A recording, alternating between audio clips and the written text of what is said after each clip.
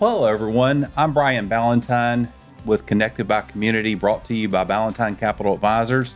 I'm joined by Cameron Cannon, and we are joined today by Meghann McCall from Orange Sky Travel. Thanks for being here today. Thank you for having me. And before we get started, I want to give you big props. We were talking and joking. I'm a big marketing guy and appreciate little touches and words, and we won't bore our audience with that. But you're the first person in the history of Connected by Community, there's no award other than the accolade, to bring a swag bag. Huh? And so we got these lovely little things. In fact, I'm going to show our audience. Oh, super. It's for real, right? So the bow and all. Bow and all the touch. Perfect. You like the sparkle there? The sparkle. The sparkle is And love it. the sparkle is where it's at. So we start this podcast with me really excited because I Super. like first. So that's awesome. So excellent. tell us a little bit about, before we jump into what your business does and Sure. the services you have, tell us the community a little bit about yourself, background. Are you from here? Kids, husband, maybe just one of those, or all those kind of things? Wonderful. Yes. Well, my name is Meghann McCall. I am from Greenville. We've been here. Well, I've lived here since I was 5, so I claim it. Grew up in Berea and then moved over towards the Furman area. Went to Travelers Rest High School. Graduated from Anderson College with a teaching degree in elementary education. And then taught and went on, got a master's from Furman University in teaching English to speakers of other languages. And taught there some as well. And now, along with my brother-in-law, Jason, he and I run Orange Sky Travel. Awesome. I have one amazing husband, a wonderful guy, and we have 2 great, super perfect kids, Jackson, who's 15, and Mackenzie, who's 13. So we are living the high school and middle school life right now. I understand. I got 2 in high school, but if yours are perfect, I'll talk to you well, later about how to do that. I think they're pretty great. That's good. That's awesome. Awesome. Well, tell us a little bit about your business, what you guys do and the services you offer. Super. Yes. Thank you. So Orange Sky Travel, what we do is we are a student travel company. Our goal is to remove additional work and preparation from teachers to allow them to do what they do best, which is build relationships with their kids and teach. So we partner with schools to build a trip that accomplishes the goals that the teachers have for the students. Then we create a website specific for that trip. The parents sign up online, they pay online. We handle all the payments, all the details, communication with parents. And then as we get closer to the trip, again, partner with teachers we send a handler on every trip, on every bus or flight that we go on, and they do exactly that. They handle all the details. They handle everything from hotel check-ins to communication with vendors and bus drivers. And then the teachers, again, are allowed that opportunity to just use the time to capitalize on building relationships with their kids and teaching through the experience rather than having to worry about checking in or getting things ready at the hotel or finding places to eat. So we try to remove that work and partner with them to serve them well. So I'm curious, being an educator, is that how you got into this, or how did that come about? Great question. So as an educator, I was that person who always planned the class trips or things like that. So that's always been my bent. But I'm an organizer. I'm a planner person, a get it done kind of person. My brother-in-law had experience in the travel business, and he came to my husband, his brother, and said, "Hey, I have an idea. There's travel right now, but I feel like we can do it better. I think that we can build on what's there, but also remove additional work, partner with the teachers, partner with the schools to create experiences that are great for parents and students and teachers." So he said, "How about let's partner together?" And at that point, I wasn't teaching. I was at home with my kids. And so with his big vision, he's a great big vision person, kind of has the ideas and what needs to happen. I'm more of a details person. So with the combination of personalities and characteristics, we're able to put it all together to be successful. Awesome. How do schools find you? How do you get your word out? And how do they, are some of them doing it on their own and kind of plowing through and have problems and find you, or do they hear? How do you do that? Great question. Yes, a lot of schools do plan their own field trips. We've got some amazing teachers out there who are working really hard and putting together things for their students. Our goal really is to partner not just with the teachers, but with the school as a whole to build a program that is fluid and goes through, that carries them through their, starting with their third grade trip, onto the fourth grade, and then fifth grade through middle school and high school. So we build relationships. That's what we're all about. And we start with our relationships with the district, the school district, and then with principals. After the principal understands our, like, who we are and our value that we can bring to the school, we get with the teachers and we start talking about grade level trips or school level trips. And then honestly, it's been word of mouth. We had a few amazing, generous souls when we first started in 2016 who were kind enough to allow us to work with them first and give us a chance. And then from then on, we let our services speak for us. And so those people have then told their colleagues, hey, you need to talk to Orange Sky Travel. Like, this planning is for the birds. Let's talk to somebody else and let them help us. And, you know, I had one teacher who had planned for 30 years. She was a veteran teacher. She had planned field trips for 30 years. And she went on one with us and she said, I will never plan another one. I will always call you guys. And so it's reactions like that, partnerships like that, where we build. Yeah. And then they tell their friends, and then we talk to their friends, and it spreads that way. Well, I gotta ask, tell us about your favorite trip that you've planned or been on so far. Oh, goodness, that's if you hard. can pick one. That's a hard one. So personally, probably one of my favorite locations is Chattanooga, Tennessee. And you hear that and you think, Chattanooga, Tennessee, what's in Chattanooga? There's so much. It's a great location where everything is really in the same type of area. So for student groups, it's beneficial because you can walk, you can ride, and there's just so many unique facets to Chattanooga. There's history, there's science, there's current events. It's just all right there. So I love that spot. New York is always a favorite, just because there's so much culture that you can bring into the kids' lives. We've got Broadway shows that we see. There's museums and parks and rides, and it's a different experience. So to see students and even teachers experience that for the first time is really powerful. But I mean, I just went to San Antonio this fall with a group, and that was really exciting and different. So much history and beautiful landscape that it's hard to pick just one. And now, when you guys go to these like New Yorks and San Antonios, are y'all flying, doing buses? How does that work? That is a great question too. We do both. Okay. So for our local things, and I would say the majority of the business is bus trips. We partner with some fantastic companies that are known for their excellence, and they take us on their motor coaches to the different areas. But we do have quite a few flight trips. We do several to New York, Seattle, this year, Arizona, Texas, Chicago, just all over. So it's a combination of both, but the majority are bus trips. Okay, awesome. I was going to say, I remember when my kids were younger, we went to Chattanooga. Back to your comment, it actually is a cool little town, and it's interesting. I said, if I didn't live in Greenville, I might would check out Chattanooga. It's a neat place, and so that's interesting to hear you say that. Yes. I'm curious what that's from your perspective. If you guys get reviews, what's the number one or top one that students and or schools say that they like? So we have a communication tool that we use throughout each trip. And at the end, it invariably our parents and students, if they're on there, are commenting, thank you so much for a wonderful trip, for an amazing trip. We loved you. And when they say we loved you, they mean our handlers. Our people are the best part of our company. Hands down, they're amazing. I can't say enough about the people that we hire. They're just wonderful. And they make a difference because it's these people that are going and loving and serving others well. That's what they do. Right. Their whole job is to serve others well. And because they do that, they allow for great experiences to just happen.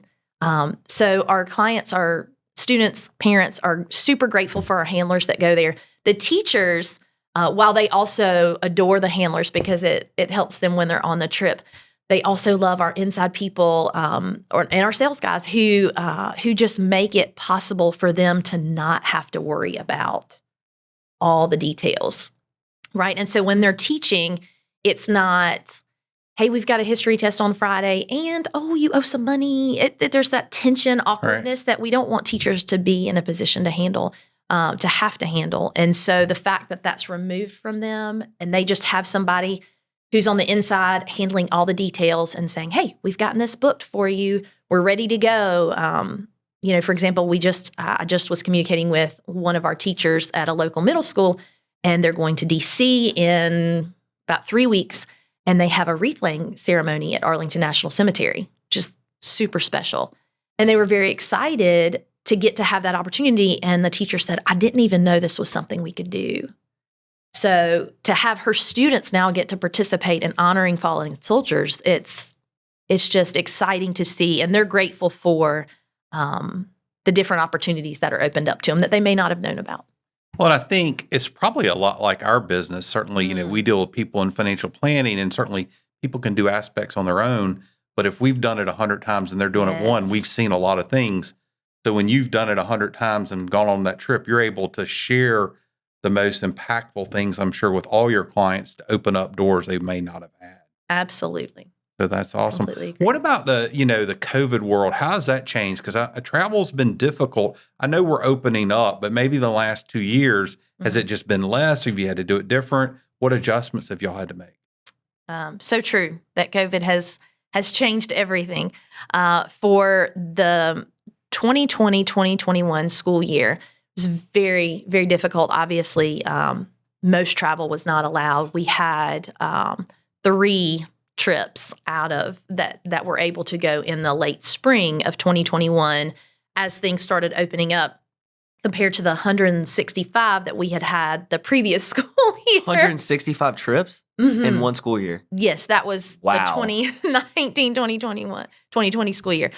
So that was from 165 down to 3. That was quite a challenge. But we worked with our vendors, with the areas that were able to open up. We're able to provide some great experiences for the students who were able to go. And then this year, we honestly didn't think that we would get as many trips able to go as we have. We had 20 trips just this fall, and we have another, they keep booking each day. So we have about another 65 or 70 that are going this spring. So it's ramping up quickly. Definitely ramping back up quickly. But we just, our students and families have had to understand, as everyone does in the world, that there are different precautions in place now where, of course, masks are required in many of our venues. And then especially for our DC trips that are going, even right now, I've got 2 trips out in DC as we speak. It's just been different because a lot of the places that normally we would book things as groups are not allowing group bookings. And so we're having to be creative with the parents and the chaperones and the handlers on the trip in order to allow experiences to still happen for the students. And we found ways to make it happen, but we're just having to be a little more creative in how we book things and how we get them to different places. One question I had, speaking on caution, for the handlers, I know the job market is extremely hard, to find good employees. How are you guys finding these handlers? I'm assuming, you got to find somebody that's good with kids, obviously credible. Oh, yes. How do you guys go about doing that, and how does that look, I guess? Super. So you absolutely right. It is a difficult time to hire due to the shortage of great workers. But what has been the premise of our company from the beginning is we're a family company. We love people. We love our people, especially. And so everyone that works with Orange Sky Travel has some sort of tie back to us, our family, our close friends.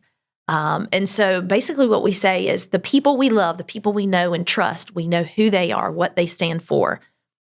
Tell us about all of your amazing people that you know. Like, who is it that you know that's just fantastic?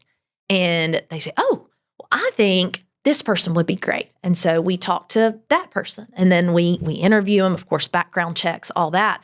And we send them on a training trip where we discover if it's a good fit, if we're a good fit for them, and if they're a good fit for us. If we just say, yes, this seems to be a good fit, then we do a few more trainings and then have them go with other handlers.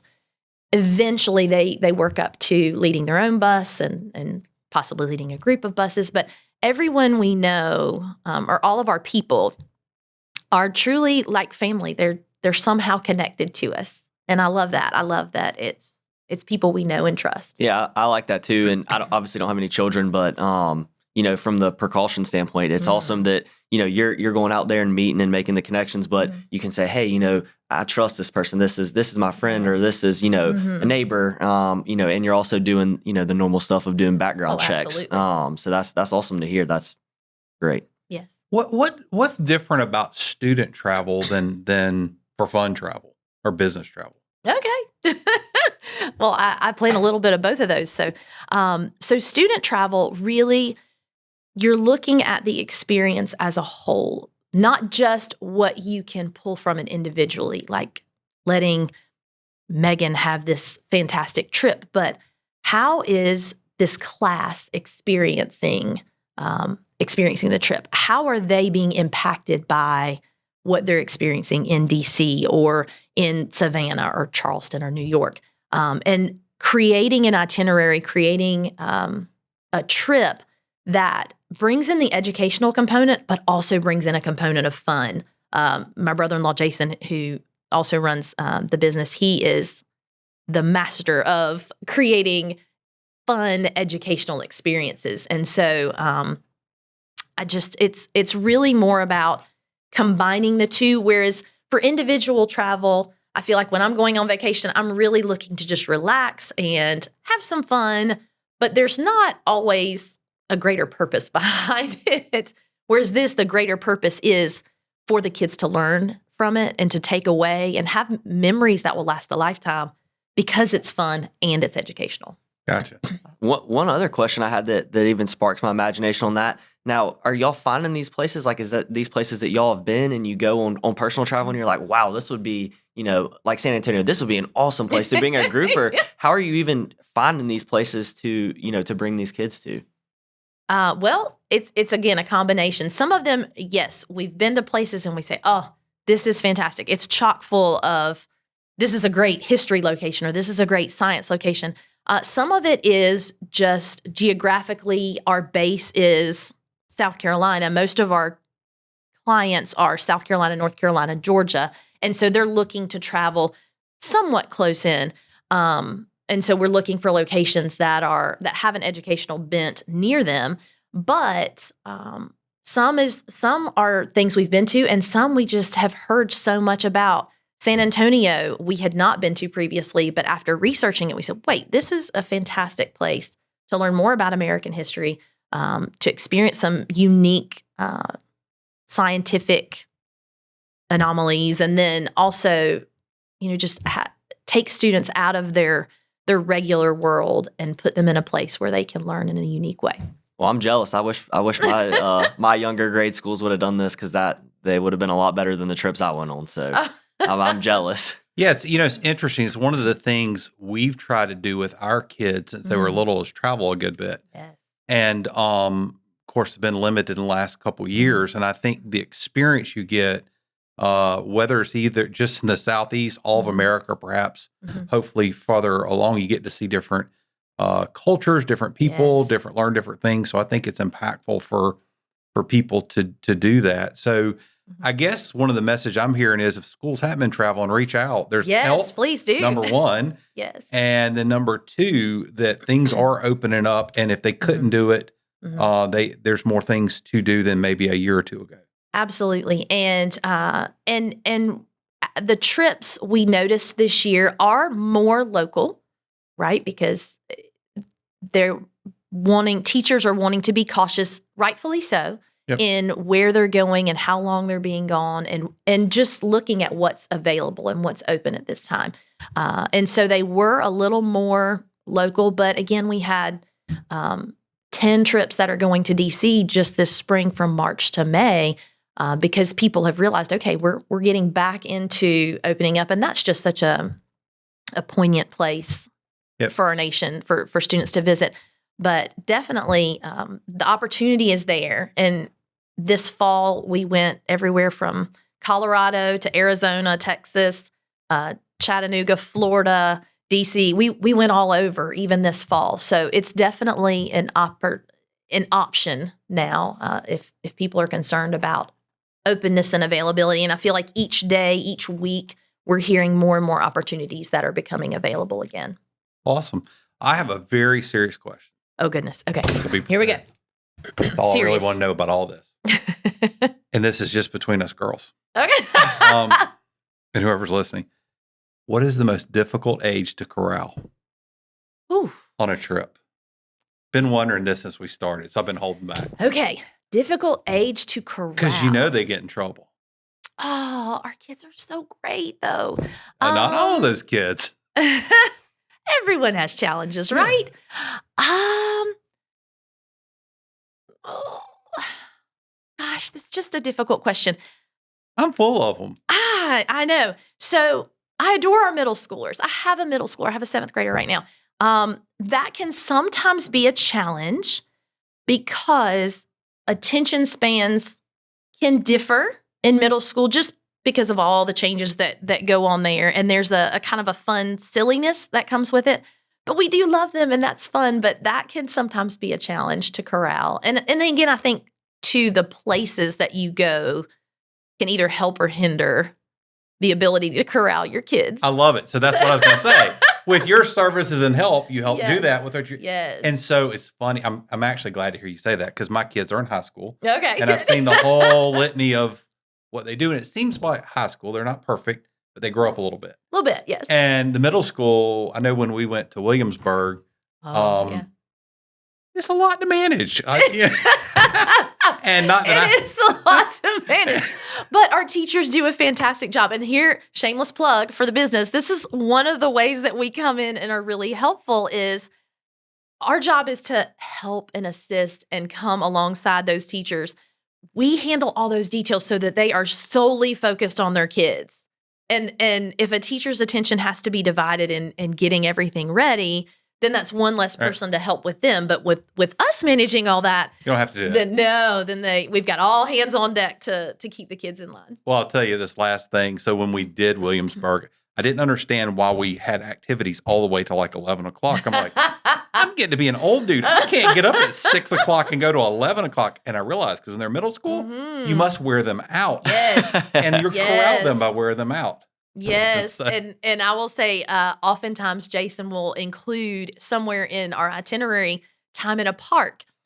And I asked him one time, I said, Jason, this is a unique feature, but why are we going to the park? He says, Meghann, they need to burn off some energy. I thought, that is genius. So we take games, we take frisbees and balls and kickballs and soccer balls and music and have just let them have a heyday in the park. And it's great. And just a fun, quick thing, going back to really wanting to connect the students and the teachers. Down in Chattanooga, we were in the park, and we had a pizza party dinner, which was fun, music, all the things, line dancing, just fun stuff. And then we had time in the park, so we have music going. And I see a teacher, and she's lined up. There's a train of little girls, and the teacher's in the train, and they're all braiding each other's hair and doing hair. And then one of the other teachers, this one was a male teacher, he had a group of boys, and they were around the speaker, and they're all dancing, and they were having the best time, and the kids were showing him their moves, and he was showing the kids his moves. And I thought, this is what it's about. Mm-hmm. This right here, this time, you can't buy that. You can't make that happen. It happens within the trip, and that's what we want. That's the relationship part of it. That's so important. And all that comes from a little time in the park to run off some energy. So, that's awesome. Yeah. That's awesome. Well, Cameron, you want to ask her our signature question? Yeah. So we have a signature question that we love to ask all of our guests. So what makes you tick? Me? Yes. Ooh, I love me some Jesus. Awesome. So for me, yes, everything starts with God and my relationship through him. And then he gives me strength to be and to do what I need to do. He guides our family, which is center and important to me. And business comes after that. But again, with it, a family business, it all just wraps around our whole family. Our whole business is based on foundation in Jesus. Well, that's awesome. And that shows through. And I thank you for sharing that as much as anything. So, Sure. Yeah. No. Well, thanks. The And best. tell the folks out there if they wanted to find out more about you, specifically educators, principals, school Hello. districts, where would they find you and how do they reach out to you? Super. Thank you for the opportunity. Yes, Orange Sky Travel. It's just orangeskytravel.com. Our phone number is 864-365-6202. We'd love a chance to talk with you, the opportunity to work with you. Awesome. Thanks again for being here. Thanks for Thank you coming. so much for having me. And thanks everyone for joining us at Connected by Community. You can find us on all the various podcast platforms, social media platforms. And until we see you next time, go out and make our community great.